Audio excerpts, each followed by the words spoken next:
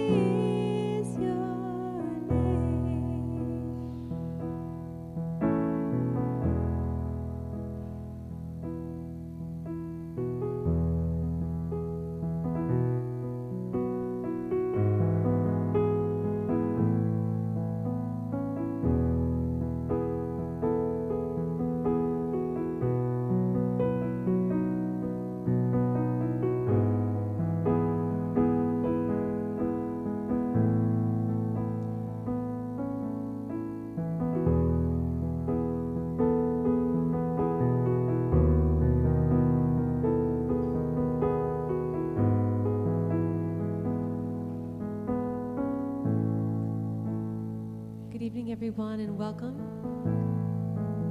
to our holy hour here at St. Rose. We're about ready to begin, so if you'd like to join me in kneeling.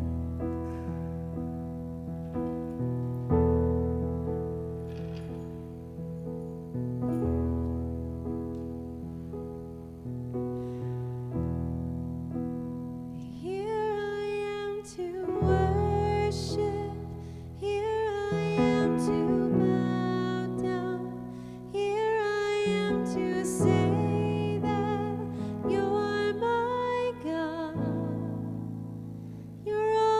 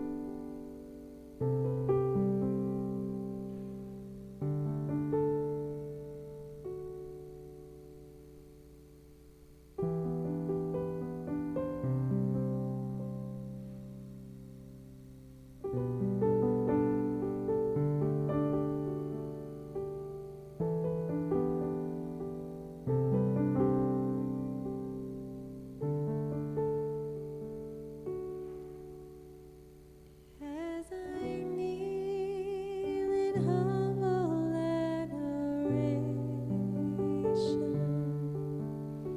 I am captured by your grace.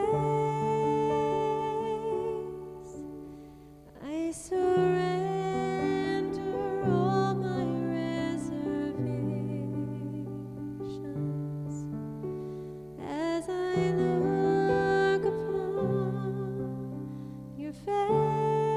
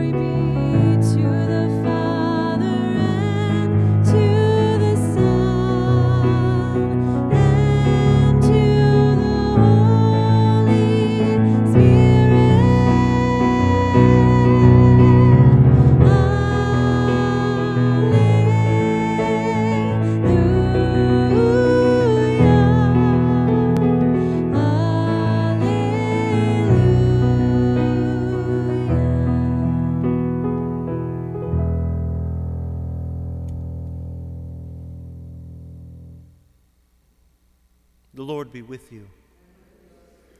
A reading from the Holy Gospel according to St. John.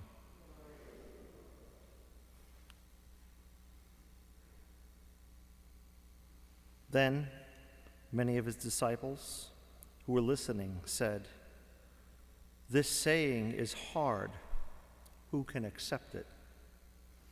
Since Jesus knew that his disciples were murmuring about this, he said to them, "Does this shock you? What if you were to see the Son of Man ascending where he was before? It is the Spirit that gives life, while the flesh is of no avail. The words I have spoken to you are spirit and life. But there were some of you who do not believe." Jesus knew from the beginning the ones who would not believe and the one who would betray him. And he said, "For this reason I have told you that no one can come to me unless it is granted to him by the Father." As a result of this, many of his disciples returned to their former way of life and no longer accompanied him. Jesus said to the 12, "Do you also want to leave?"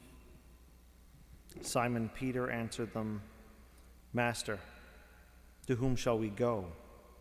You have the words of eternal life. We have come to believe that you are, and are convinced that you are the Holy One of God." The Gospel of the Lord.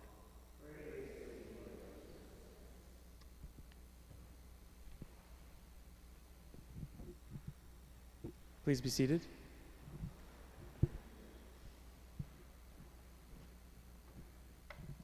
So the gospel we just heard is from John chapter 6, and I chose this reading very specifically. It's kind of cut off because I didn't want to give like a 30-verse gospel. So what happens right before Jesus' words here is something called the Bread of Life discourse.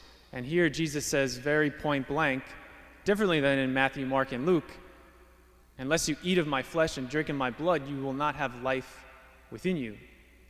Cannot have eternal life unless you eat of my flesh and drink of my blood." And the Jews, the Pharisees, the scribes, the hierarchy hear this and say, "How is he going to give us his flesh to eat?" So a bunch of people leave. Like in the Greek, it denotes like a large mass of people who was following Jesus town to town. Now they leave him because of this teaching on the Eucharist. And he hears, as they're walking, his closest friends, his 12, murmuring, right? Like talking about this. How can this be? What is this? And that all-important question that he turns to them and says, like, "Are you going to leave too? Are you going to leave too?"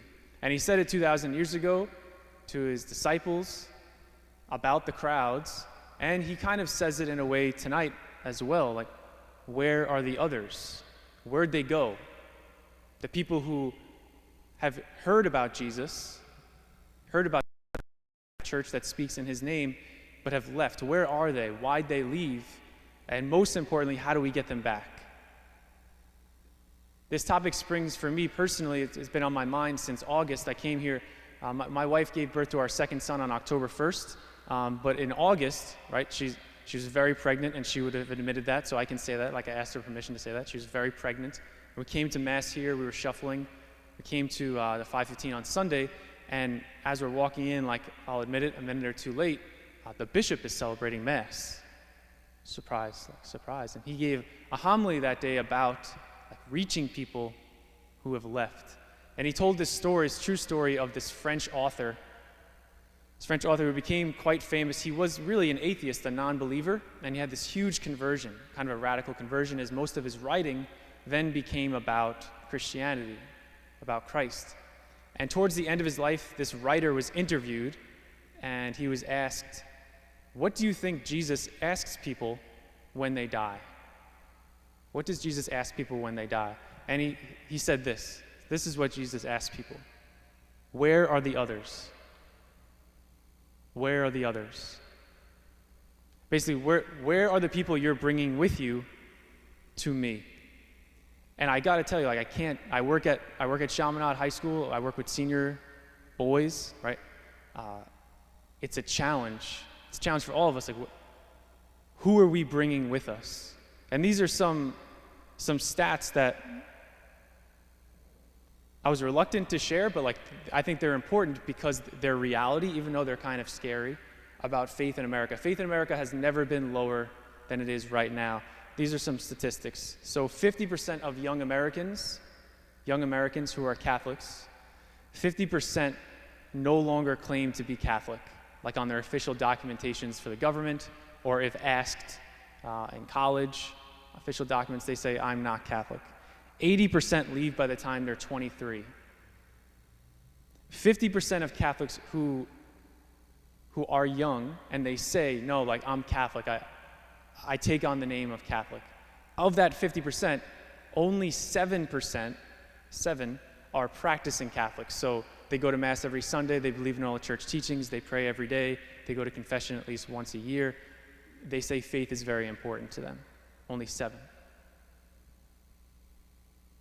70%, or 69% of Catholics, there's a very important study that happened a few years ago by Gallup, or Pew Research Center and Gallup polled together.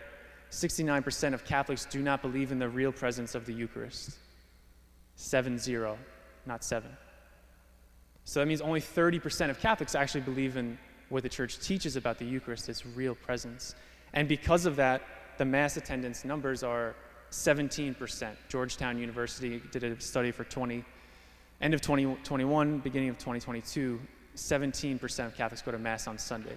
So this is like the reality of what we're dealing with, that most people have left, and they're continuing to leave. So there's a lot of studies that are being done about something called cultural Catholicism. Cultural Catholicism is a family has kids.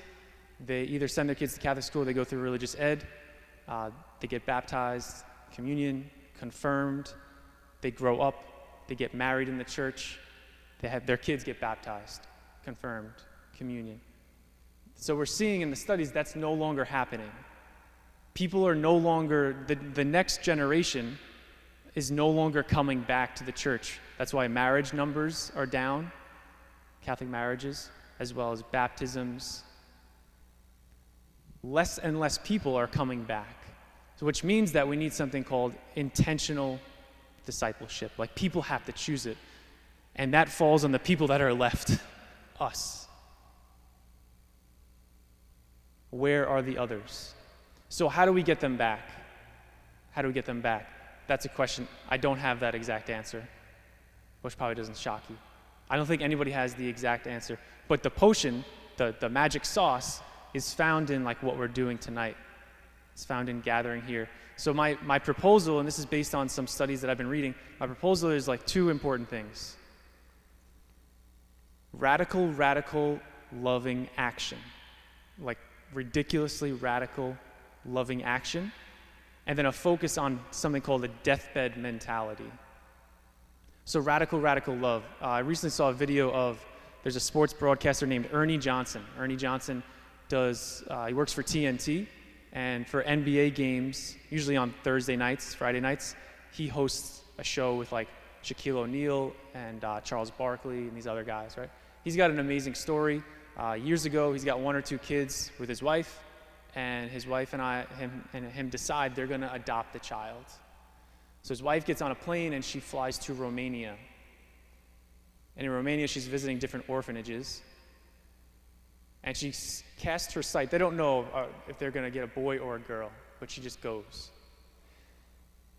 She gets there to this one particular orphanage and she sees this boy with about 2 or 3 years old, blonde hair, and she's captivated. She goes over, she picks up the boy, she's looking at him, and there's pictures of this. And one of the people who are running the orphanage come over to her, and they say something to her that she never forgets. They say, "You don't want him. The boy is no good. You don't want him. The boy is no good." His foot was completely like on a 180-degree angle turned in, He was almost 3 years old. He had never walked. He had never talked. And they were telling her. So she describes that she gets on the phone. She's in Romania, right? Her husband is in the States, in the Midwest. She gets on the phone. She calls her husband, Ernie, and she says, Ernie, I don't know what he has. I don't know what he's dealing with, but I can't go the rest of my life wondering what happened to that blonde-haired boy. She adopts him. She gets him on a plane. They come home. He goes through all these tests. They find out he has muscular dystrophy. He's told he'll never walk, he'll never talk, he'll die within a year or two. He does walk, he does talk, he lives into his late 20s, and his story kind of transforms not only the Johnson family, but everything that he touches. Goes around in a wheelchair, and this is what his name is, Michael. Michael's, what he says to every person that he meets, he says these words, I love you too. I love you too. And this grabs his basketball coach at his school to say, I want Michael on my team, to teach the boys that, he's got to be hardworking every day. He wheels himself around. He's exhausted. And he has to teach people that every life has value. And that's what Ernie Johnson talks about when he speaks about this topic. Don't take him. The boy's no good. Ernie Johnson, the dad, says every life has value. The job of the Christian is to reveal it. Now that's a radical example of somebody doing something that's life-altering, that changes not only their life, but another person's life. So how do we apply that to our own life, like at work or in our families? Radical, inspiring love is doing the dishes and the laundry without complaining about it. Or not speaking a certain way that other people speak in the household, or not doing exactly what everybody else does that isn't here tonight. Because the studies show that people who are not here, when they see people who do go here, and they're no different than the people who aren't here, then it serves no purpose. So radical, inspiring love doesn't mean everybody has to go out and adopt a child tomorrow. Now, that would be pretty cool, but that's not what my point. My point is, how do we live from? It has to be amazing to live from that mindset of radical, inspiring love, of sacrificing selflessly. And I know I don't do that good enough, but people who come back say that it was because of a personal relationship. There was a person, a mom, a dad, a sibling, an aunt, an uncle, a grandparent, who loved them no matter what. So radical, inspiring love, how do we apply that in our lives, at home, at work? Second is a deathbed mentality. Deathbed mentality, and I steal this phrase freely from one of my favorite movies is called Braveheart with Mel Gibson. Braveheart's it's based on a true story of a historical character named William Wallace, who is a great warrior when Scotland is fighting Ireland. And there's a famous scene, cinematography, easy for me to say, cinematography, right, says this is one of the best scenes in any movie ever. And William Wallace comes onto the scene of this battle that's about to happen, and they're hugely, hugely outnumbered. And people are starting to leave. He comes in and he gives this ridiculously amazing speech, but it's amazing for a specific purpose. And he looks out at his people and he says, I see before me an army of my countrymen who have come here as free men, and free men you are. Now, what are you going to do with that freedom? Will you fight? And a guy in the front row, on the front lines, two of them, says to him, no, we're not going to fight. We're going to run, and we're going to live. And William Wallace says, sure, fight and you might die, run and you'll live, at least for a while. But dying in your bed years from now, would you trade all the days from this day until then for one chance to come back and tell your enemies that they can take your lives, but they can't take your freedom? And the army goes like crazy, right? Their faces are all painted in blue and pitchforks and swords, right? The deathbed mentality, what registered with it? How did he get them to be willing to go where other people couldn't go, to go into the gap between people who weren't ready to fight people who needed to be pushed, people who need to be invited. He talked about their deathbed. He talked about the most important thing, that when you strip everything away on our deathbed, we're going to be regretting relationships and our centeredness on Him. That if we lived from our deathbed, if we made all of our decisions from one day, my life's going to be demanded of me, and what am I really going to care about?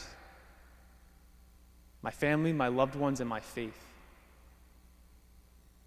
How do we prioritize that? Through prayer, right? Through praying for the ones that we want to bring back, but also just like simple conversations.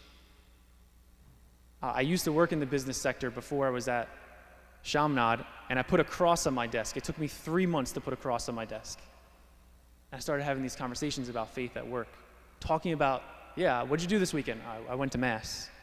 Like, ways to open up the conversation, to inject God into it, forces people to look at what's most important. Because what people think is most important is their phone, right? I do it too. It's like, I'm addicted to my phone. So that's the other thing, like eye contact and actually listening to somebody could show them that, wow, you actually care about them, you love them. So it is in the simplicity of our lives that we show what's most important, that we can live out that deathbed mentality, and that we can be inspiringly, radically loving. 65% of people who leave the church say they disagree with the teaching of the church. Most of those would probably be pretty obvious to everybody sitting in this church tonight. But if 70% of people don't believe in the Eucharist and only 17% go to Mass, we need a rejuvenation of Eucharistic focus. So if they know we believe that this is not superstition, this is a person, this is our God, radically inspiring them to love, to action, to deathbed mentality, to saying, what if this is actually God? We do those things, then one day when our life is demanded of us and we pass away, Jesus will say to us, where are the others? And we'll turn around and we'll say, look, here they are. They're yours.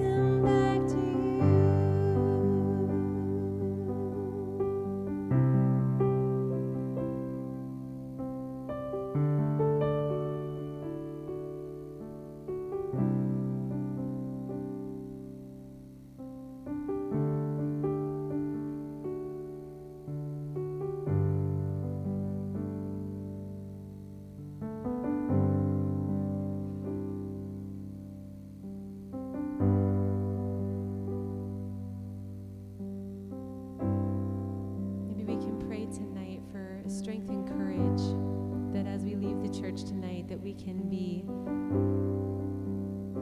true disciples of Jesus, bringing his love and light into this dark world. That through the love that we share, this radical love that we share with our family, with our friends, with the people we meet in the store, the people that we meet at work, that we can help bring them back to Jesus.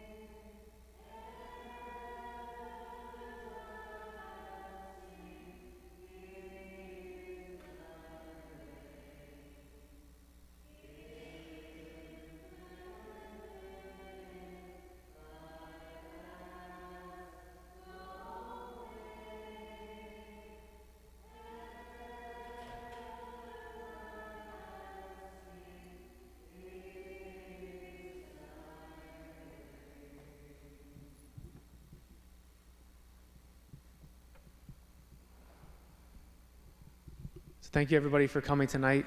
A few quick thank yous, Deacon Tommy for presiding, for Stephanie and Caitlin for leading us in song, and Grace and Faith Formation. Faith Formation is sponsoring a social afterwards in the back. So I've said this before, if you've been here, like if I go home with like 5 boxes of donuts, my wife can't say, oh, thank you, that I know that's just for me and you were just thinking of me. Like that means it's just for me, right? I was bringing all the donuts for me. So I don't want to have to bring home all of the great stuff that we have back there. So please go back, take something. There's also you'll see there's 2 sheets of paper back there. They both say the same thing, but it's instructions for signing up for something called the Remind app, which is a system in which we can send out blasts to people directly to their phones, to their phone number, essentially. So you can receive alerts about nights like this and a bunch of other things that are coming up here at St. Rose. So I'd encourage you to do that. We grew in numbers from last month. Obviously, we're still a little bit small, but it could be a great invitation, right? If there's somebody in your family or a friend that you know has been away from church for a while or might enjoy the night, it's kind of an easy sell, right? It's not that long. It's different than Sunday Mass. Obviously, we want people going to Mass too, but it could be a door in, a way to pray, center. The atmosphere is beautiful. The music is beautiful.